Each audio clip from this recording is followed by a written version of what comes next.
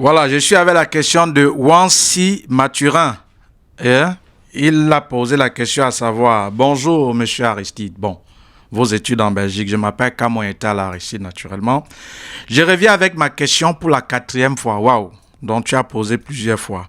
Quelle est la procédure pour les étudiants anglophones camerounais? Les documents et procédures. Comment évaluer les diplômes pour chaque niveau d'études? Merci d'avance. Bon, apparemment il est anglophone et il demande quelle est la procédure. Et il demande les documents à fournir. Bon, la procédure, bref. Si je vais résumer, je ne sais pas si j'étais bien écouté. Tu es anglophone et tu aimerais savoir comment se passe la procédure pour les anglophones. Et je t'ai promis là de t'introduire dans le groupe. En commentaire, tu vas me laisser ton numéro de téléphone. Mais si tu es déjà dans le groupe, fais-moi signe. Mets-moi ton numéro de téléphone. Je vais t'offrir le programme.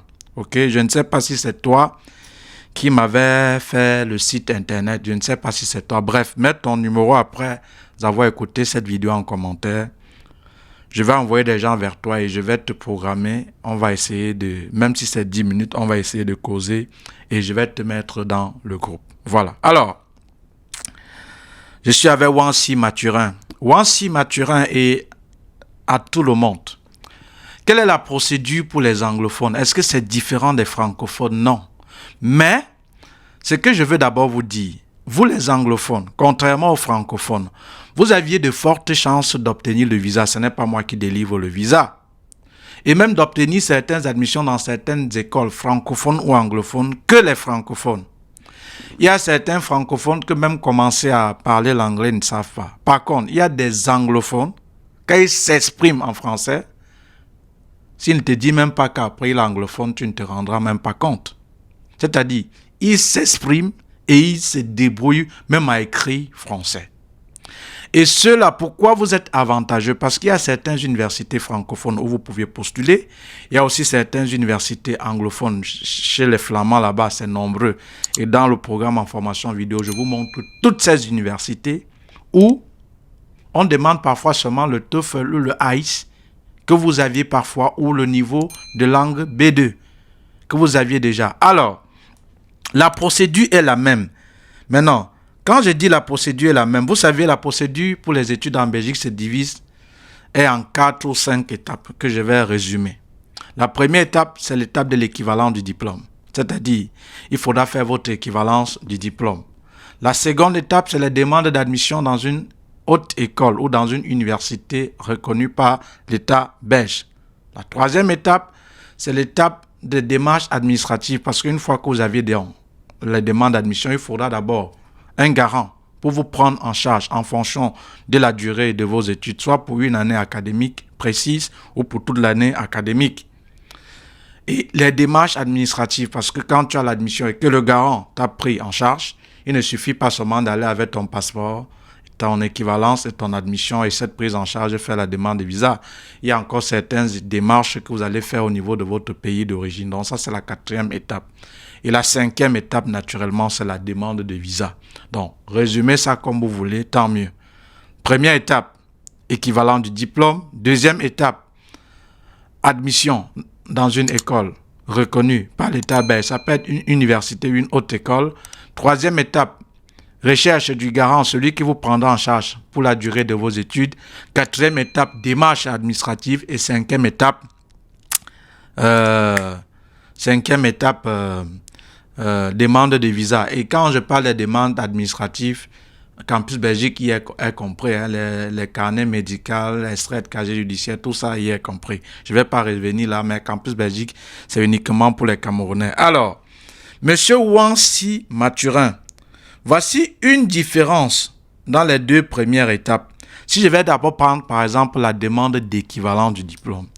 Est-ce qu'un anglophone qui introduit sa demande d'équivalent du diplôme et un francophone qui introduit sa demande d'équivalent du diplôme, est-ce que vous allez fournir les mêmes documents? Non. En plus des documents pour l'équivalent du diplôme ou dans le programme en formation vidéo, je vous détaille document par document et comment les légaliser, comment rédiger la lettre de motivation, je vous détaille bien. En plus de ces documents qu'on demande aux francophones comme aux anglophones, les anglophones, votre bac est appelé Advanced Level. Ok? C'est ça, non? Oui, Advanced Level. Or, vous avez besoin de fournir non seulement le Advanced Level et ce qu'on appelle le Ordinary Level, qui est synonyme du BEPC. Donc, pour par exemple la demande d'équivalence, les documents à fournir, c'est les mêmes pour tout le monde. Mais pour les anglophones, en dehors de ces documents, il y a ce qu'on appelle le Ordinary Level, puisque vous avez ce que votre bac est l'équivalent du Advanced Level. Et maintenant, si lorsque vous allez constituer les dossiers pour l'équivalent du diplôme, vous ne fournissez pas le Ordinary Level, on ne traite pas votre dossier est incomplet et ça va traîner.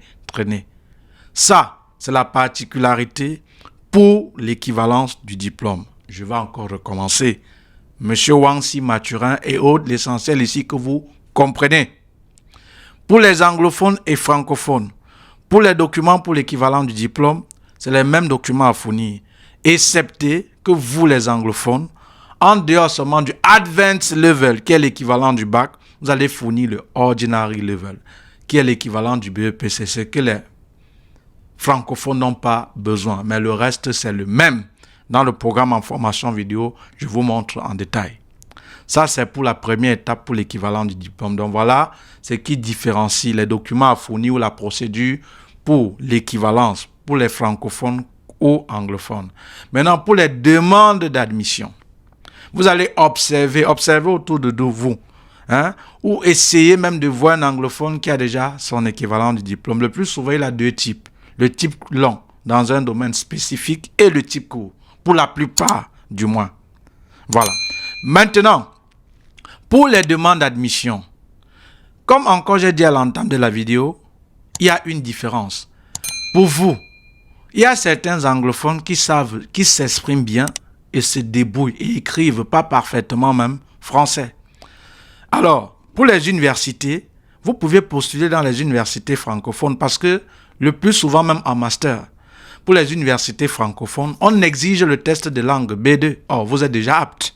Ce qui fait que si vous postulez chez les francophones en Wallonie et que le test de langue aura disqualifié beaucoup de personnes, vous aurez de fortes chances d'obtenir une admission là-bas. Et le plus souvent, on leur demande le TOEFL ou le ICE. Il ne suffit pas de l'avoir, mais d'avoir une moyenne élevée. Parfois, on demande, je pense que c'est 89 points ou 100 points comme ça. Je ne sais pas, je ne sais pas trop bien. Et comme je ne prépare pas les vidéos, bon, bref. Alors, maintenant, concernant maintenant les inscriptions dans les hautes écoles ou universités du côté flamand pour les anglophones, on ne vous exige pas parfois l'équivalent du diplôme. Mais ça ne veut pas dire qu'il ne faudra pas le faire. Je vous conseille toujours de le faire. On exige l'équivalent du diplôme. On n'exige pas le plus souvent l'équivalent du diplôme. Il y a même certaines universités où, en dehors du garant, on vous exige une caution. Je n'ai pas parlé des francophones. Donc, c'est un peu la différence. Sinon, le reste, c'est la même chose. On ne va pas vous demander quelque part de traduire vos documents. Peut-être certaines hautes écoles, vous voyez, francophones qui peuvent vous le demander, mais on ne vous demande pas ça. Donc, en résumé, en conclusion, ce qu'il faut retenir, la procédure pour les anglophones, comme pour les francophones, est la même. Maintenant, au niveau, par exemple, de l'équivalent du diplôme, il y a un dossier en plus à fournir que le francophone. Chez vous, c'est ce qu'on appelle le Ordinary Level. Maintenant, pour les universités, certaines universités anglophones parfois ne demandent pas votre équivalent du diplôme.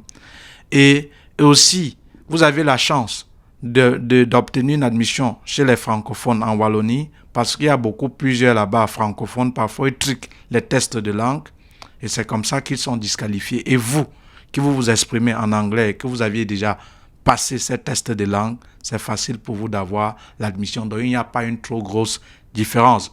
Pour la prise en charge, c'est la même chose. Pour l'extrait de casier judiciaire, bref, pour toute autre demande, c'est la même chose. Donc, laisse-moi ton contact. Laisse-moi ton contact là, par message. Je vais te prendre plus tard. Voilà. Donc, c'était la réponse à Wansi Mathurin. Voilà, à Wansi Mathurin. Merci et pour la prochaine vidéo. Je vais répondre après à qui? À Charlotte Sophie. Charlotte Sophie. Merci, à tout de suite.